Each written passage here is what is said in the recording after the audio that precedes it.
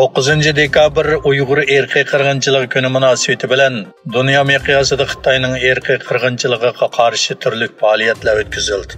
Bu munosabat bilan Dunyo Uyg'ur qurultiyi, Amerika Uyg'ur birlashmasi va Uyg'ur kishilik huquq qurilishi 8 dekabr kuni Washingtonda birlikda axborot e'lon qilish yig'ini chaqirdi. Xalqarodagi donglik advokatlar, olimlar, mutaxassislar va shohidlarning ishtirokida, shuningdek Uyg'ur sud kollegiyasi sohibxonligida chaqirilgan 2021-yildagi Uyg'ur sudi shu yili 9 dekabr kuni rasmiy holda Uyg'ur navbatda duch kelayotgan bostirishlar, erkiy qirg'inchilik va insoniyatga qarshi jinoyat turi deb xulosa chiqargan edi.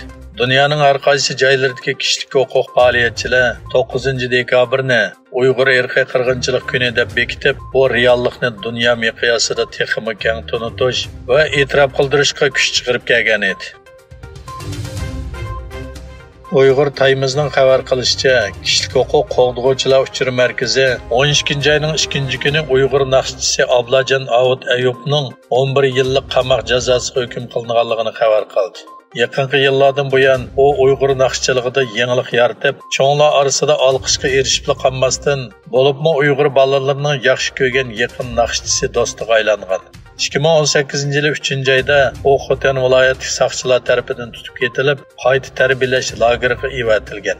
Bir necha oydan keyin uni 2029-yil 3-oygacha 11 yillik qamoq jazosiga hukm qilgan. Dokladiyani ko'rsatilishicha, bu og'ir jazoga Ablajon Ayubning Uyg'ur madaniyatini maqtaqanligi va tashviq qilganligi hamda Angliya BBC xabar torining ziyoratini qabul qilishga qo'shilganligi bilan munosabatlikkan.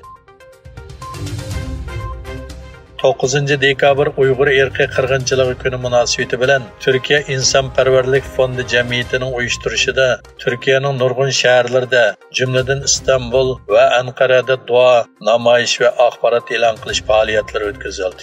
Istanbulda juma namozidan keyin Fatih jamoasida Xitoyning erkiy qirg'inchiligiga qarshi axborot e'lon qilish yig'ini o'tkazildi va duo qilindi. Anqarada bo'lsa, Dunyo Uyg'ur qurultiyi vaqfi, Uyg'ur akademiyasi vaqfi va Uyg'ur tadqiqot institutining uyushtirishida Uyg'ur erkiy qirg'inchiligi kuni munosabati bilan axborot e'lon qilish yig'ini o'tkazildi. Amerika hukumati Tibetdagi mahbuslarni qiynash, o'ldirish va majburiy tug'maslik qatorliq jinoyatlarda mas'uliyati bor 2 yuqori darajali Xitoy amaldoriga og'ir kishilik huquq dafsandichiligi sababli embargo yurgizdi.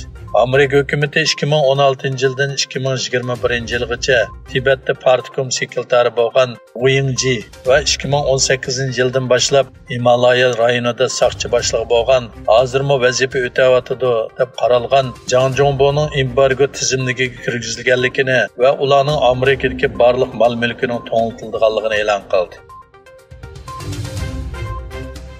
Saudiya Arabistonining poytaxti Riyodda o'tkazilgan Xitoy Arab davlatlari boshliqlar yig'inida Xitoyning bir balvoq bir yo'l tashabbusini qo'llash, taraflar o'rtasidagi hamkorlikni kuchaytirish va har qatimliq boshliqlar yig'inini Bejingda o'tkazish qarori chiqdi.